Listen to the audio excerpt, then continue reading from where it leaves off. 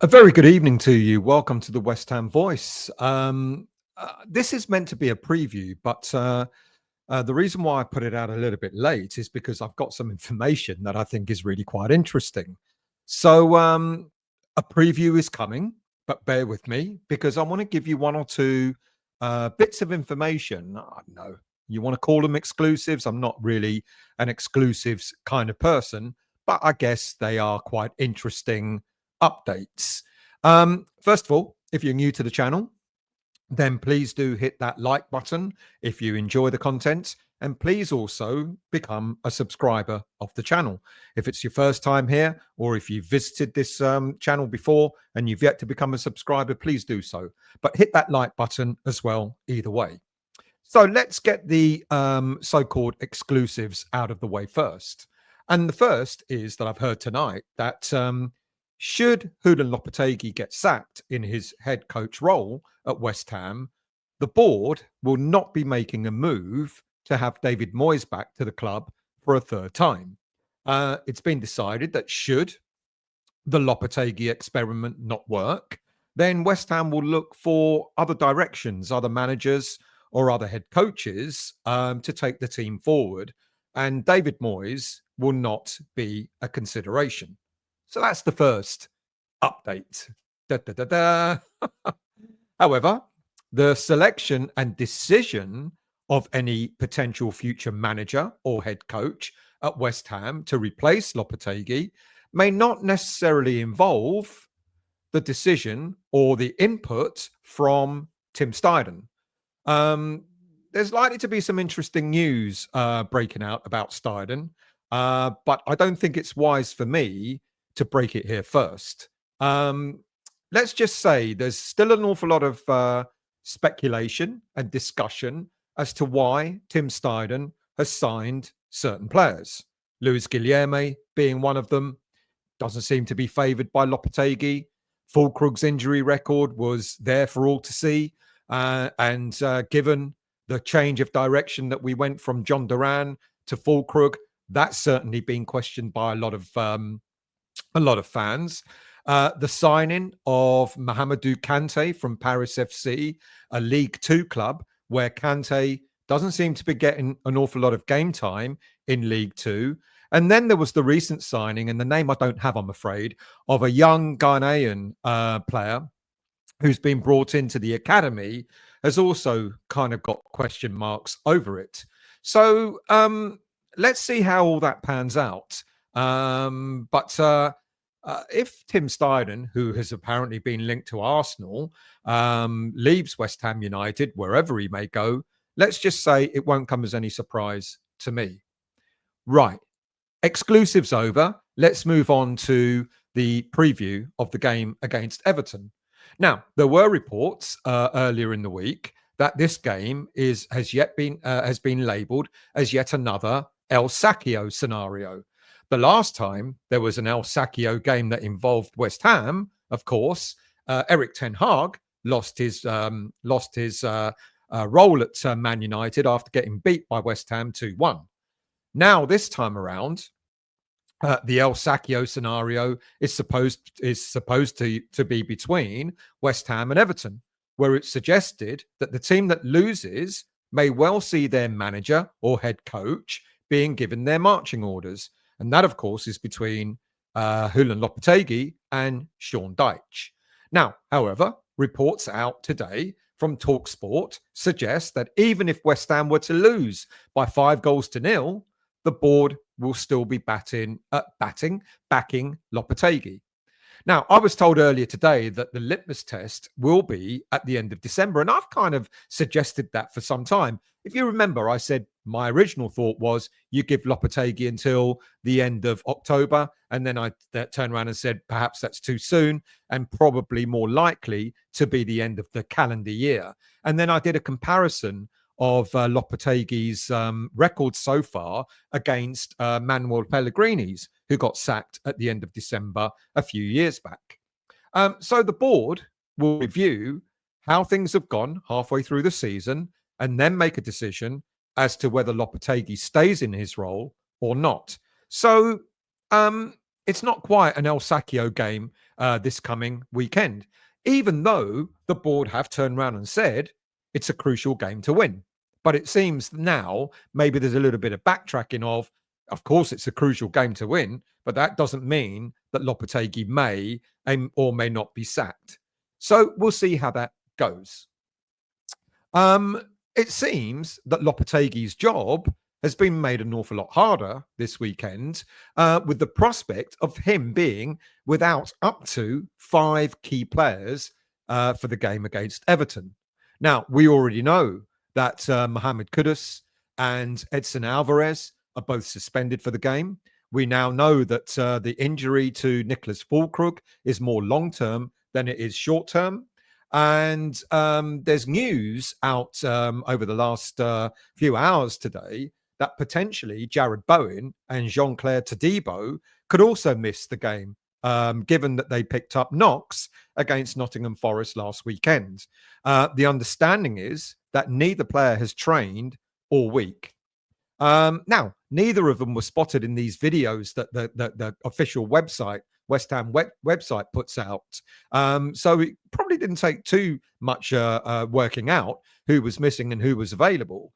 You didn't see either Todibo or Bowen in those videos. Perhaps maybe it's time that the club decided to stop doing those videos and those promos and photos in training sessions and so on.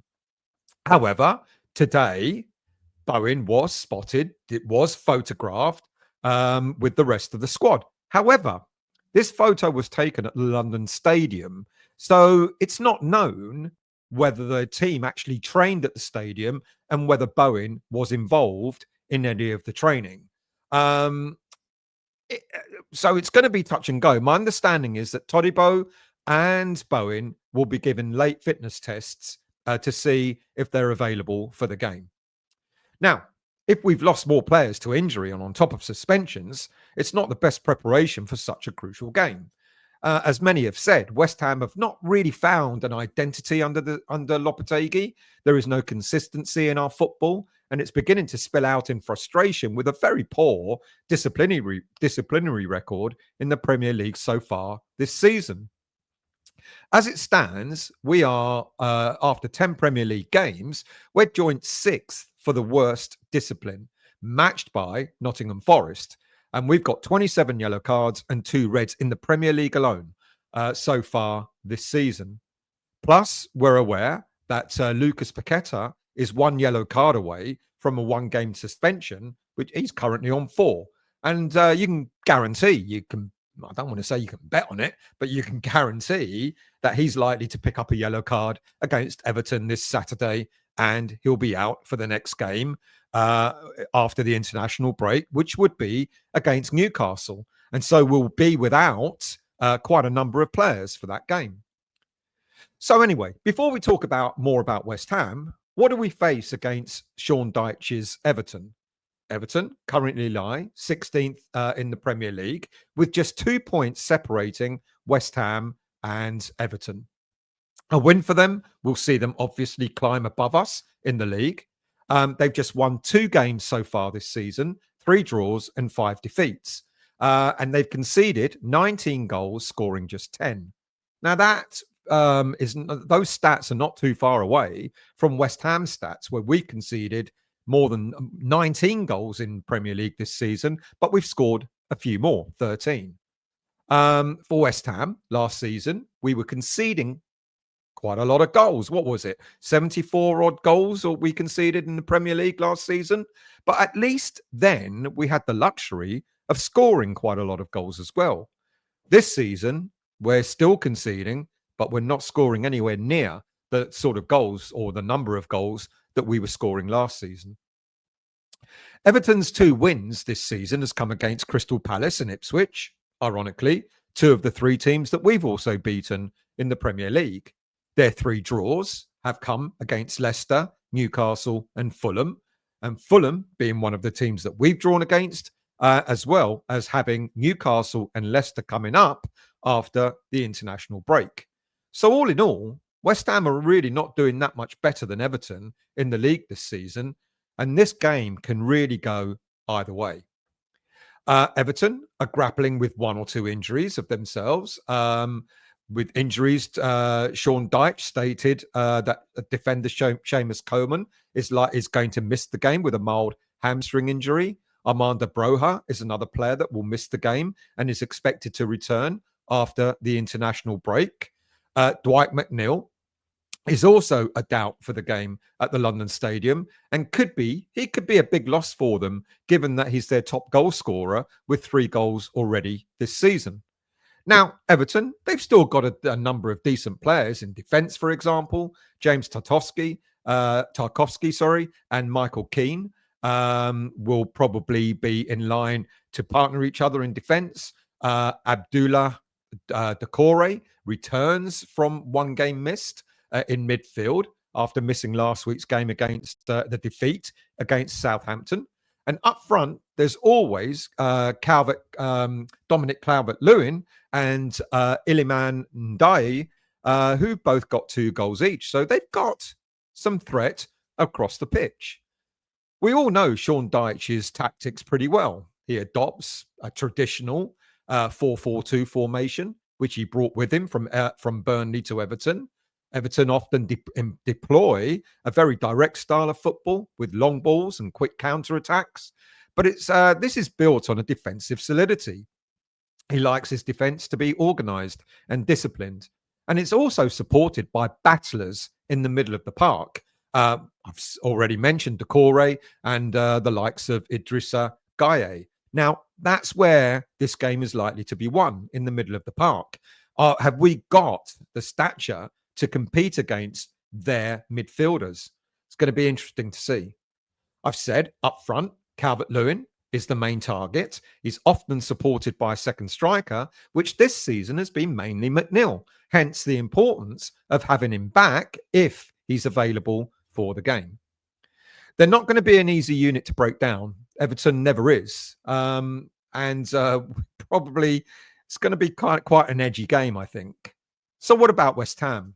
Our chastening at the hands of Nottingham Forest last week should be enough to drive us to want to perform better this weekend. But will it be enough? As mentioned at the start of the show, we're already without Kudus, Alvarez, plus the long-term absenteeism of Fullkrug. And to make matters worse, as I've already mentioned, we may also be without Bowen and Todibo.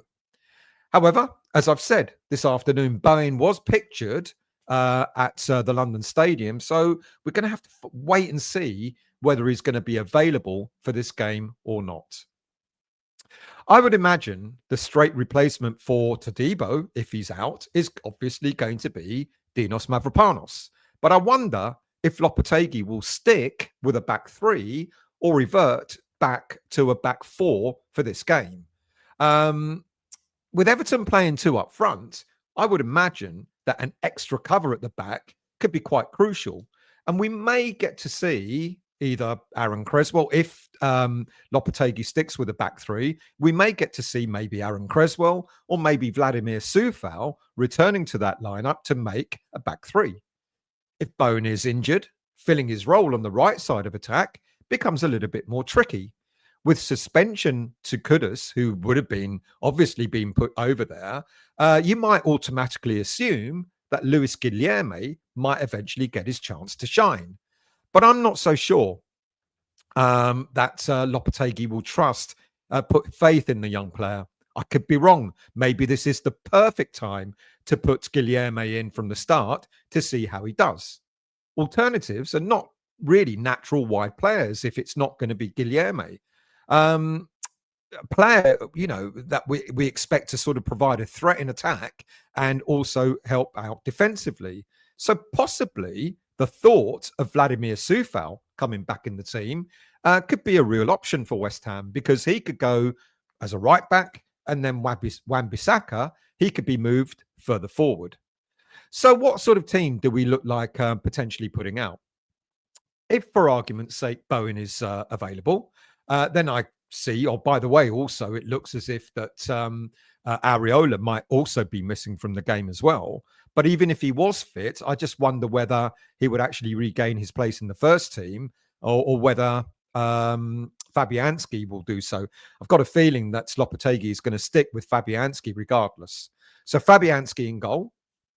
And then if Bowen is fit, Wan-Bissaka, Dinos, and Kilman and Emerson at the back, with Rodriguez, that kind of holding midfield role. And then you will have Bowen, Souček, who returns from illness, Paqueta, and Somerville in midfield, with Antonio leading the line.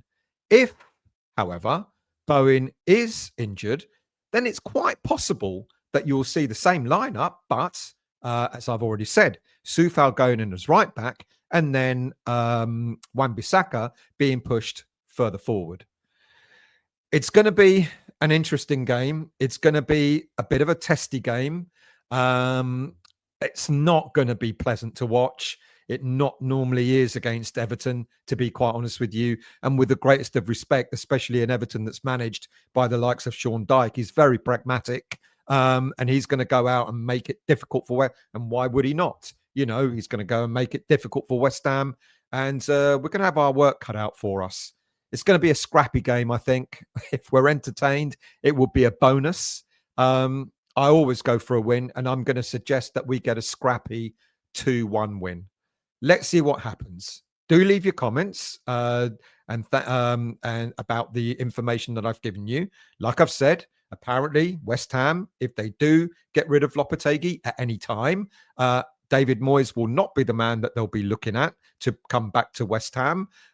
This game, as much as it's been touted as a El Sacchio game against Everton, seems not to be, with the board suggesting that they'll review things come the end of the calendar year. And if Lopetegui goes, then I wouldn't expect Steidten to be part of the decision-making process either, because question marks are starting about his ability to provide decent players in the transfer window. That's all. Thank you all for watching. Do leave your comments. Like I said, if you're new to the channel, please do consider becoming a subscriber. If you have visited this channel before and you haven't yet subscribed, please do so. But either way, subscriber or not, please do hit the like button, and I will see you all very soon. There'll be shows, by the way, when I'm at the game on Saturday. See you then.